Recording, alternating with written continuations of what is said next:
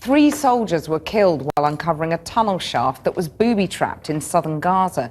27 more have been injured today, but the public mood in Israel remains overwhelmingly behind the assault on Hamas, as Inigo Gilmore reports from Jerusalem. This is now the key target of Israel's military, the so-called tunnels of terror.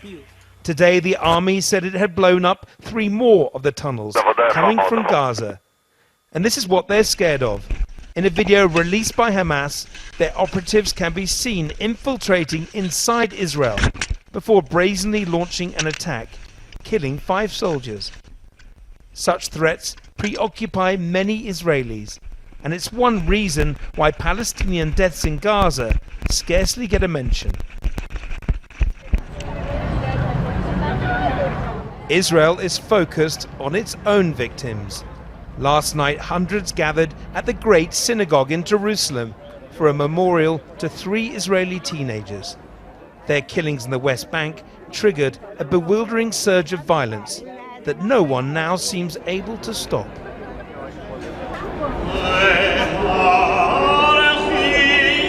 They came to pay their respects, but also to show solidarity with their military as it relentlessly pounds Gaza.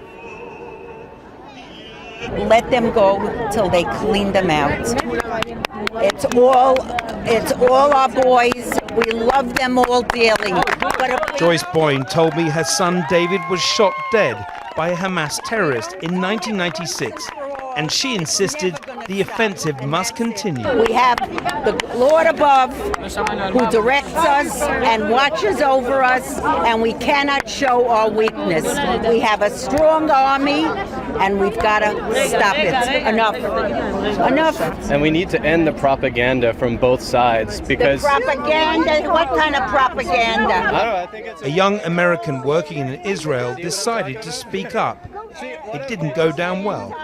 No, I'm not saying that. To criticize Israel is not necessarily anti-Israel. Wait a second, what's the propaganda? Because No, I'm not Jewish. No, I figured. Okay, so you know what? Your life is not on the line, kid. Okay, so you can be a big intellectual, but the bottom line is, when you know what? I would suggest as a volunteer, go hang out in Sderot for a few days. Well, and you see know, all just the because kids. I'm not Jewish, I still have a voice, right? With much of the nation speaking with one voice, the small numbers who do protest the war have found themselves targeted.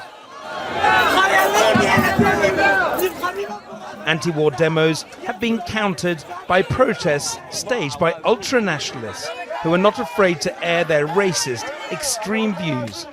Here they gleefully chant, "There's no more school in Gaza," because all the children are dead.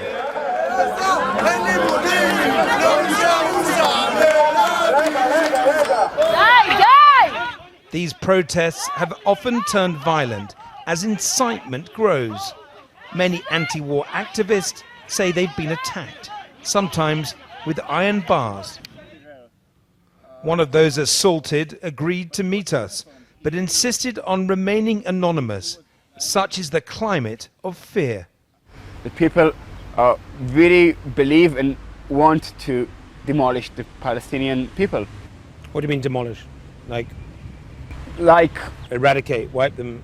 Yeah, I've got into several conversations in the last few weeks, which I stopped because it was too hard on my soul. But people were saying that we need to conquer Gaza, and we need to kill every Palestinian kid because he has the potential to become a terrorist when he grows up. This climate of intolerance has in part been stoked by extreme rhetoric from Israel's political leaders. Ayelet Shaked recently caused international outrage when she quoted an unpublished article which appeared to justify the targeting of all Palestinian people. She said the article is as relevant today as it was at the time. You recently issued a rather controversial posting on Facebook which referred to Palestinians as little snakes and also that appeared to endorse mass killing of Palestinians. Can you tell me about that posting? It is just not true.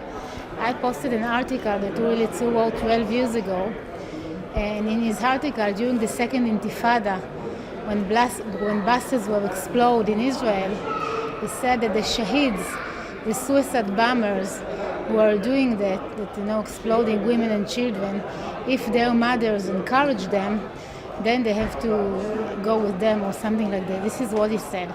But And by I posting never that, said, you appear to endorse no, what he was saying. No, Do you endorse- I condemned any violence against innocent people, and I don't endorse it at all. Thank you.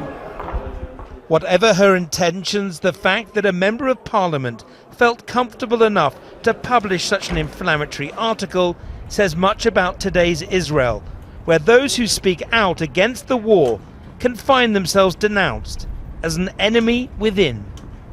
Inigo Gilmore in Jerusalem.